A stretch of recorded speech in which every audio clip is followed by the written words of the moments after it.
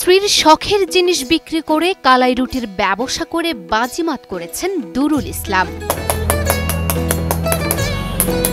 একসময় চাকরি করলেও সেই চাকরি ছেড়ে কালাই রুটির ছোট্ট এ দোকান দিয়েই প্রতি মাসে বিক্রি করছেন 2.5 থেকে 3 লক্ষ টাকা। কখনো 10,000 বিক্রি হয়, কখনো 8,000, কখনো 12,000, কখনো 7,000, কখনো 6,000।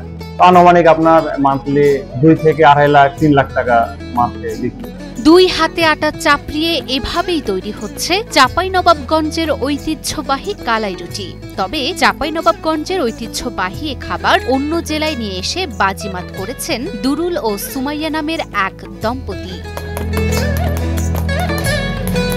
দোকানটির বয়স মাত্র 3 মাস, কিন্তু তাতে কি আসল স্বাদের কালাই রুটি উপহার দেয়ায় দিন দিন বেচা বিক্রি বেড়েই চলেছে। প্রতিদিন বেচা বিক্রির পরিমাণ 10 থেকে 12,000 টাকা। ছুটির দিনগুলোতে বেশি বিক্রি হয়, যেমন শুক্রবার শনিবারে ভালো কাস্টমার পায়, বন্ধের দিনগুলোতে অন্যান্য দিনও কাস্টমার থাকে। দুরুলের দোকানে কালাই রুটি বিক্রি হচ্ছে প্রতি পিস 30 টাকা করে।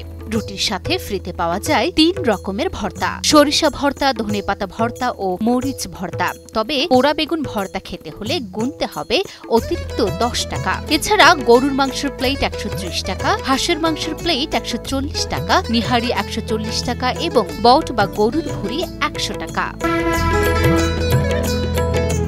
তবে অল্প সময়ে ভোজন রসিকদের কাছে প্রিয় হয়ে উঠতে শুরু করেছে চাঁপাইবাড়ি কালাই রুটি নামের এই খাবার হোটেলটি। নতুন ধরনের খাবারের স্বাদ উপভোগ করতে প্রতিদিনই জেলার বিভিন্ন প্রান্ত থেকে লোকজন ছুটে আসছে গাইবান্ধা সদর উপজেলার ধানখড়া এলাকায়। আমি ফ্যামিলি নিয়ে আসছে, আলহামদুলিল্লাহ কালাই রুটি অনেক সুন্দর সুস্বাদু। এখানে এসে দেখি যে সুন্দর পরিবেশ এবং বহু লোকের সমাগম এবং সবাই খাওয়া দাওয়া করছে এবং খুবই ভালো সুস্বাদু খাদ্য।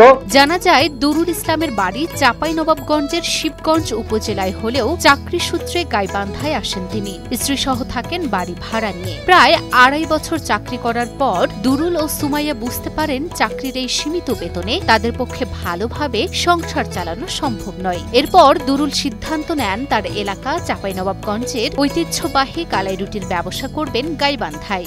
এ ব্যাপারে তার স্ত্রী সুমাইয়াও পূর্ণ সমর্থন দেন দুরুলকে। চাঁপাইনবাবগঞ্জের একটা ঐতিহ্য খাবার, যেটা ন্যাচারাল এবং পুষ্টিকর খাবার, সেটা গাইবান্ধায় ব্যবসা চালু করা যায় কিনা। আমার ওয়াইফ আমাকে সাপোর্ট দিল যে হ্যাঁ, এটা করলে ভালো হয়। ব্যবসা শুরু করতে গিয়ে প্রথমেই হোঁচট খান দুরুল। ব্যবসা শুরু করার মতো পর্যাপ্ত পুঁজি না থাকায় পরিবারের সহায়তা নেন তিনি, কিন্তু তাতেও ব্যবসা শুরু করার মতো পুঁজি না হওয়ায় এগিয়ে আসে দুরুলের স্ত্রী। তার শখের জিনিস বিক্রি করে স্বামীর হাতে তুলে দেয় সমস্ত টাকা।